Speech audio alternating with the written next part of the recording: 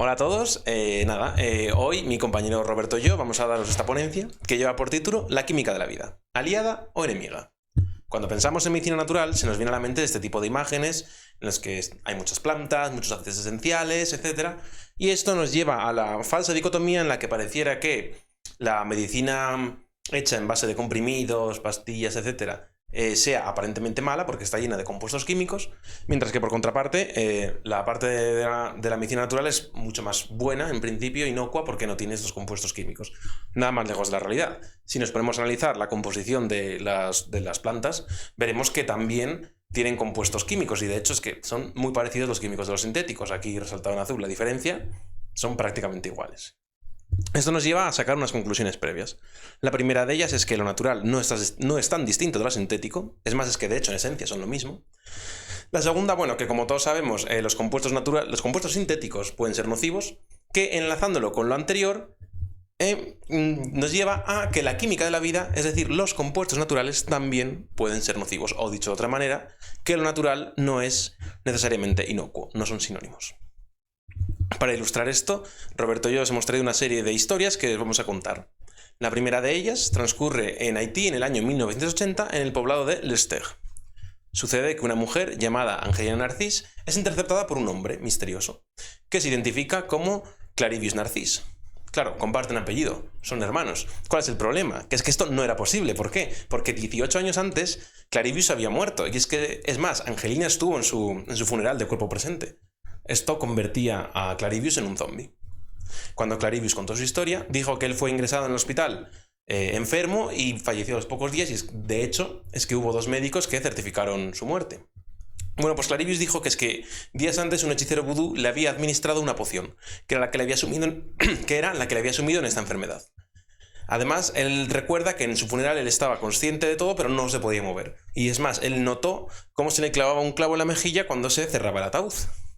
Esa misma noche, el hechicero le dio a Clarivius una poción nueva, y fue cuando Clarivius se transformó en un zombie.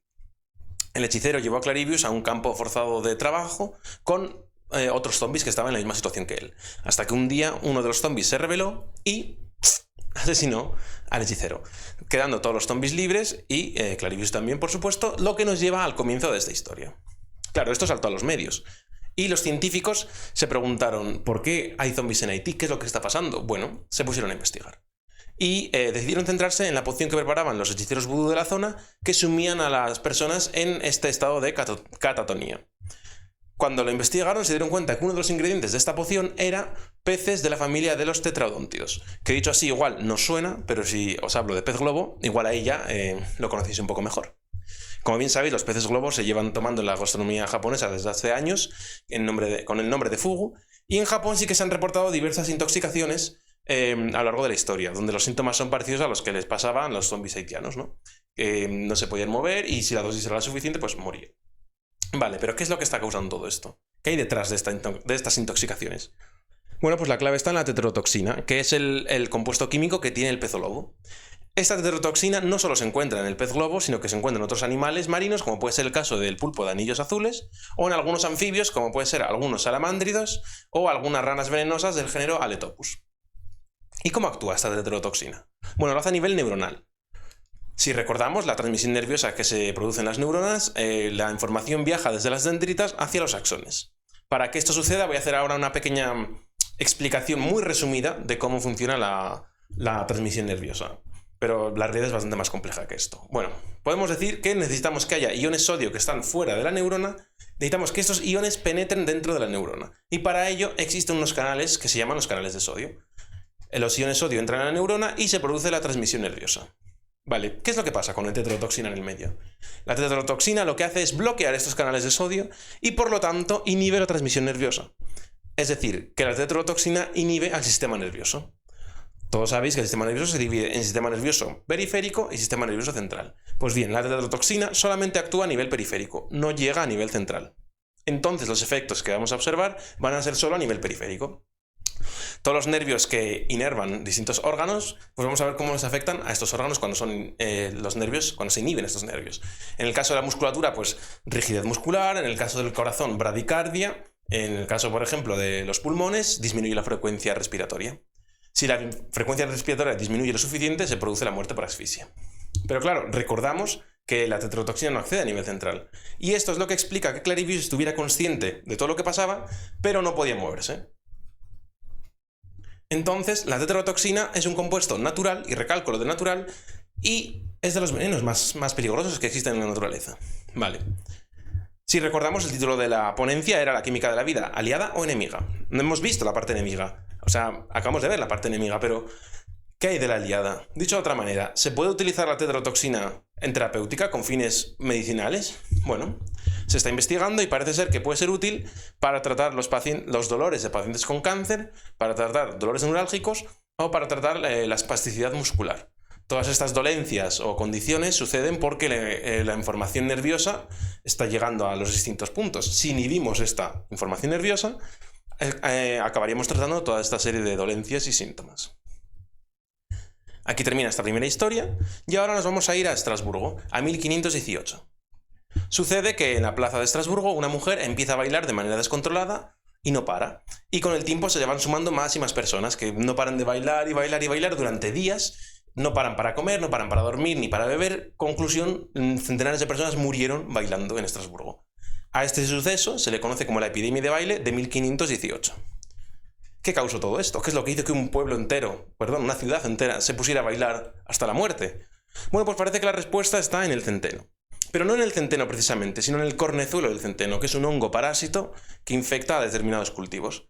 Este hongo, como os podéis imaginar, es tóxico, tiene compuestos tóxicos, y lo que sucedía era que las personas se estaban intoxicando al consumir el centeno contaminado.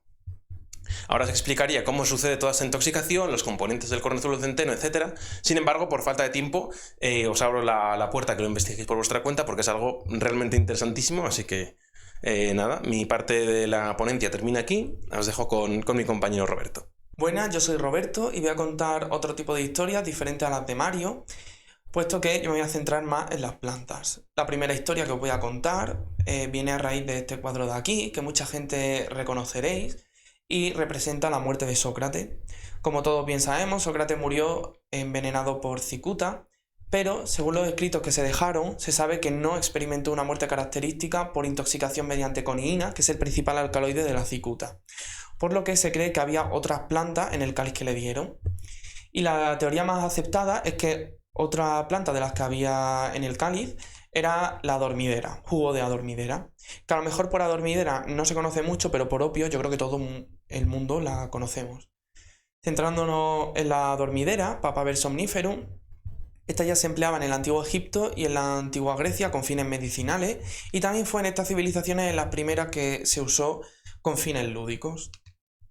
Más adelante, Paracelso, en el siglo XVI, popularizó el empleo del opio en Europa, donde había decaído por su toxicidad.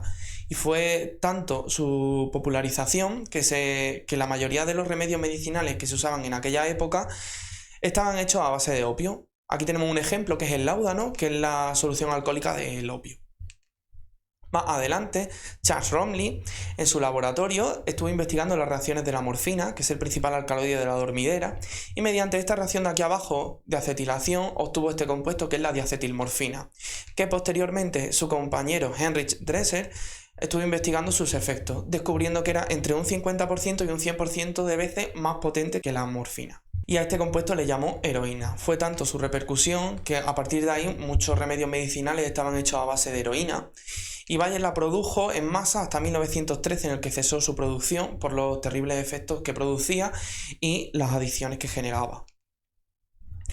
Centrándonos en sus alcaloides, aquí tenemos una tabla de mayor a menor, en los que los podemos englobar en dos grandes grupos, que son los fenantrenos y las bencilisoquinolinas. Los fenantrenos tienen propiedades analgésicas y las bencilisoquinolinas propiedades espasmolíticas. Observando su estructura más de cerca, en los fenantrenos encontramos la morfina, la codeína y la tebaína, y en las bencilisoquinolinas la noscapina y la papaverina.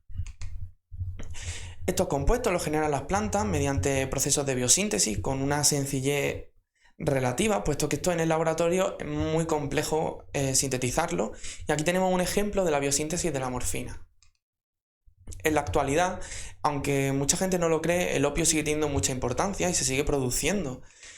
En España, la única empresa autorizada para su cultivo es Alcaliber y lo produce en todas estas zonas de España, llegando a producir en torno a 10.000 hectáreas anuales. Aunque esta cifra se está viendo reducida con el paso de los años, pero a día de hoy es bastante. Cambiando de historia, vamos a hablar de otra planta también muy importante a lo largo de la historia, que es la belladona, Atropa belladona. Y bueno, esta también se usaba ya en la antigua Grecia y en la antigua India con fines medicinales y fue la favorita por los envenenadores medievales. También a lo largo de la historia ha sido muy creída la historia de que era la planta que usaban las brujas para volar, y esto lo vamos a matizar un poquito más adelante en la presentación. Centrándonos en sus alcaloides, los principales son atropina, hiosciamina y escopolamina, y vamos a centrarnos en la atropina, la cual se aisló por primera vez en 1831 y es un antagonista de la acetilcolina. Y esta última es un neurotransmisor del sistema nervioso parasimpático, el cual en medidas generales se encarga de la relajación del organismo. Por lo que en personas con insuficiencia cardíaca se puede suministrar la atropina como fármaco, aunque también tiene otra serie de efectos en el organismo a nivel intestinal, respiratorio, oftalmológico y de las glándulas secretoras como pueden ser las sudoríparas.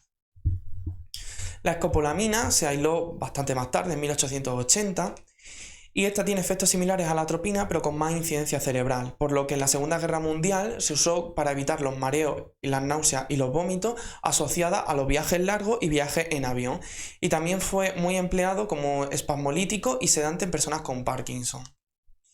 Esta, más adelante, también se usó junto con la morfina en anestesia obstétrica.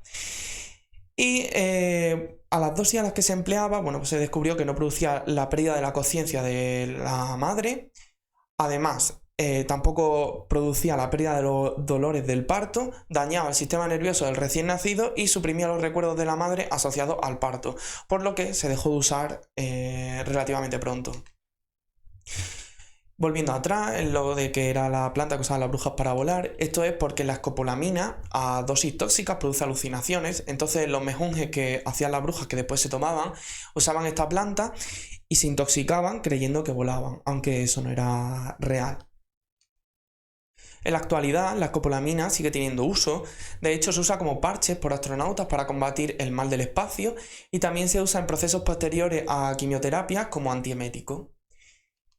Y hasta aquí las historias de hoy. Bueno, como conclusiones podemos decir que no todas las sustancias naturales son inocuas, puesto que muchas de ellas pueden producir graves efectos en el organismo, que pese a su toxicidad, algunos de estos compuestos se han usado a lo largo de la historia con fines medicinales, que muchas de estas sustancias también han servido de precursores hasta llegar a los fármacos que tenemos hoy en día, y que bueno, a día de hoy, aparte de su obtención por aislamiento de la materia natural, también se pueden sintetizar en el laboratorio. Y hasta aquí todo, muchas gracias por vernos, aquí tenéis nuestras redes sociales y hasta la próxima.